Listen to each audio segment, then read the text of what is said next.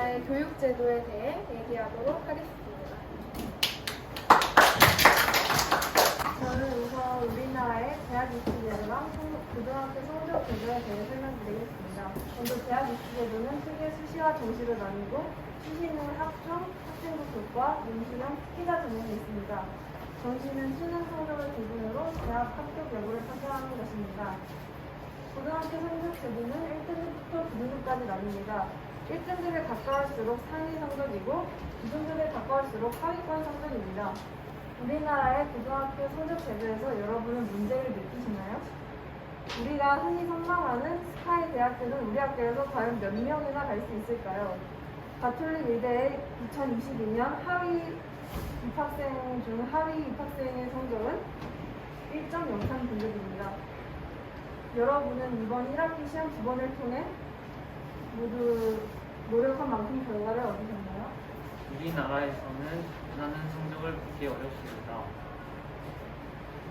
대치동의 학생들은 어떨까요? 설문조사에 따르면 사교육이 성적 상상에 도움이 된다는 결과가 나왔습니다. 그렇다면 사교육으로 똘똘 뭉친 지역의 학생들은 전부 상위권 대학에 가는 것일까요? 그렇지만은 않습니다. 사교육을 받는 학생들 중 극소수만이 상위권 대학에 진학하게 됩니다. 소위 말하는 스카이에 입학하게 되죠.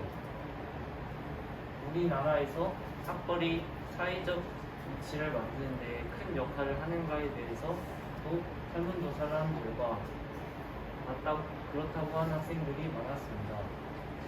개인의 능력과는 상관없이 출신 학교만 두고 평가되는 우리나라의 교육제도에는 많은 문제점들이 있다고 생각합니다. 설문조사에서도 우리나라 교육제도에 문제가 있다고 하는 학생들이 대다수인데요. 그렇다면 이러한 불평등 속에서 고3들의 모습은 어떨까요? 사교육의 중심지가 아닌 곳에서도 고3들의 모습은 크게 다르지 않았습니다. 저는 고3의 시점으로 교육 제도의 문제점에 대해 얘기해 보도록 하겠습니다. 일단 고등학교에 들어가게 되면은 이 무한 경쟁의 늪이라는 것에 빠지게 되는데요. 1등급, 2등급, 3등급 이렇게 등급을 나누어 고등학교에 입학하게 됩니다. 이렇게 많은 교육 범위로 학생들은 암기라는 방법으로 공부를 하는데요. 이해 못하실 수도 있겠지만 예를 하나 들어볼까요? 역사에 동학농민운동이 있습니다. 동학농민운동하면 정주성, 전주화약 등을 생각하게 되는데요.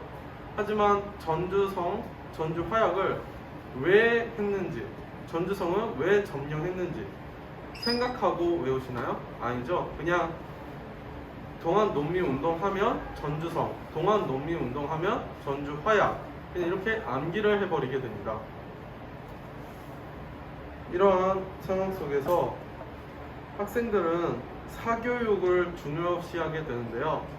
학생들은 앞서 보였듯이 이런 좋은 성적을 받기 위해서는 학원을 중요시하게 됩니다.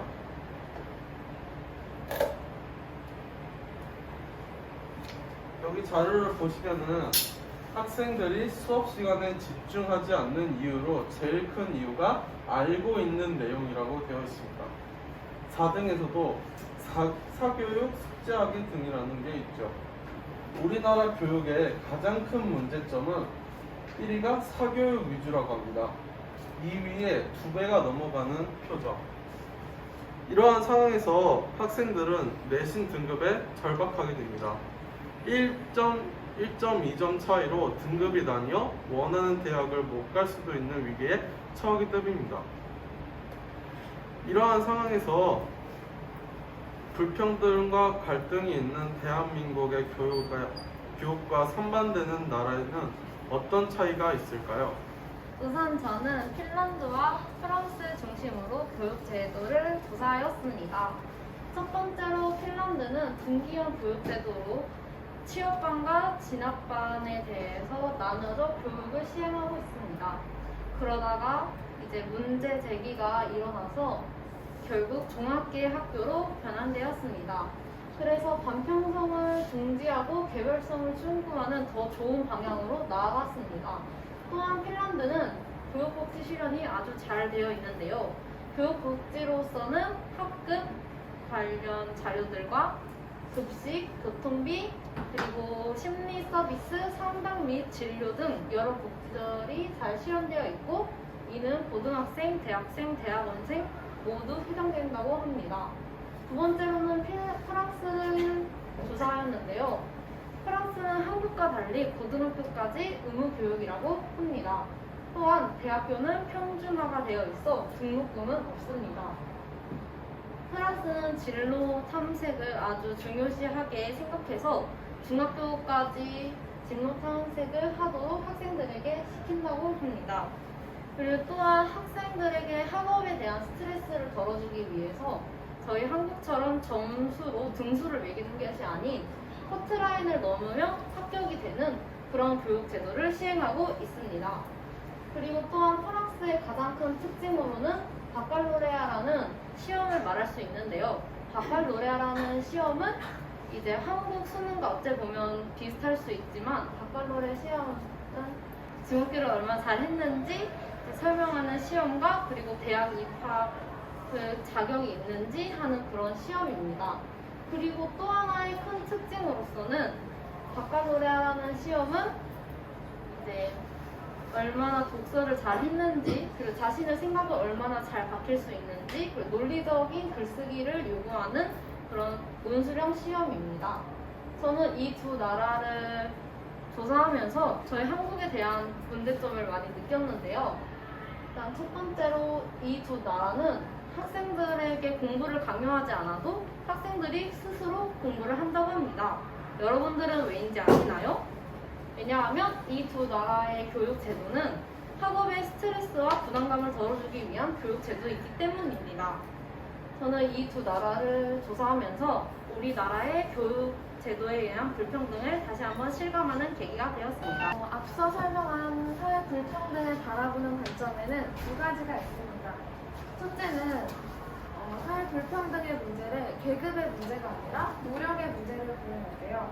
예를 들어서 의사가 되기 위해서는 성소수가 되는 것보다 훨씬 더 많은 노력을 필요로 하고 그에 걸맞은 높은 임금과 대우를 받습니다.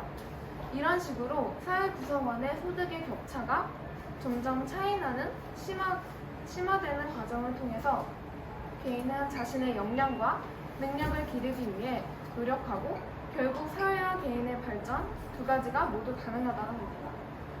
반면에 다른 한쪽은 사회 불평등의 문제를 계급 간 세습의 문제로 봅니다. 지배계급은 자신들의 기득권을 유지할 수 있는 사회 구조와 경제 제도, 교육 제도를 만듭니다. 이러한 계급은 아주 드문 경우가 아니고서는 쉽게 뒤바뀌지 않습니다.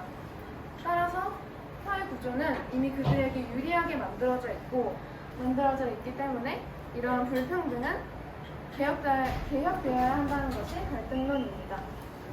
여러분은 어떻게 생각하시나요? 노력에 따라 임금과 대우가 달라지는 건 당연하다고요? 물론 맞는 말입니다. 하지만 그런 노력이 펼쳐지는 배경이 다르다면요? 그리고 그 배경이 사회의 극히 일부에게만 주어지는 특권이라면요? 어떤 현상을 어떻게 볼지는 여러분의 자유입니다. 하지만 분명한 건 우리는 우리 사회의 불평등을 이미 인식하고 있고 남은 고등학교 생활 동안 그러한 불평등을 여실히 느낄 거라는 겁니다. 그리고 또 나아가 사회에서 그것을 마주하게 되겠죠. 따라서 우리 조는 이 문제가 앞으로 더욱더 많이 거론되고 생각되어서 어떤 식으로든 해결되어야 할 문제라고 생각합니다. 감사합니다.